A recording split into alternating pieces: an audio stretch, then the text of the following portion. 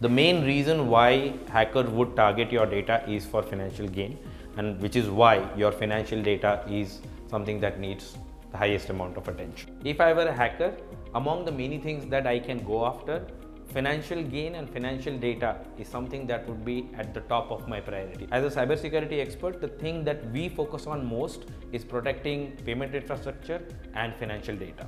If you're a fintech, then protecting your payment infrastructure and financial data is best done through PCI DSS certification, which is something that becomes applicable to you in case you either store, transmit or process card information, or in some way you are related to a wallet. If you are watching this video, then do send it to your CEO and CTO, because I will be explaining in depth as to how to get PCI DSS right. PCI DSS stands for Payment Card Industry Data Security Standards. It is a set of requirements that have been built over a period of time, specifically focused on organizations to whom PCI DSS applies. The total number of requirements is quite large, and the focus of PCI DSS is principally on the technology and the infrastructure aspect of an organization. When you begin the process of PCI DSS certification in your organization, it will involve a lot of project management, several steps, several action items, several tasks that multiple stakeholders and contributors and responsible people in your organization that they have to take up. But at a high level, you can break up the PCI DSS certification project into 4 stages.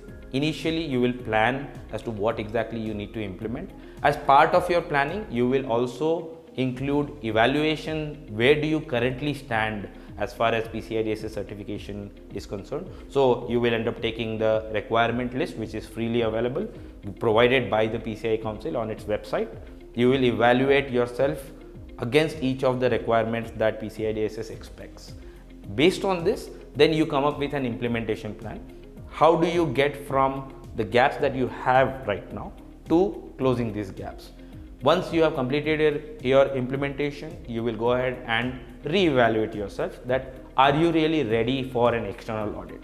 Once you reach that stage, then you can go ahead and call the external auditor who are certified by PCI DSS Council to conduct an external audit on your organization.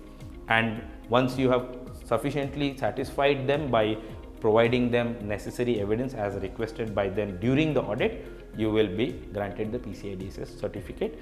It comes in the form of an AOC, an attestation of compliance. Please remember that after these 4 steps, it is not over.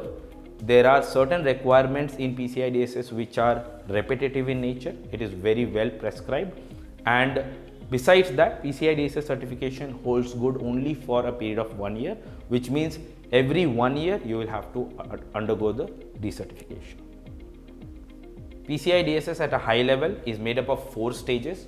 The first stage is planning, where you plan for how exactly you are going to obtain a certification. The next is implementation, where you implement all of the things that you need to implement. The third is internal evaluation, where you identify whether you are ready for the external audit.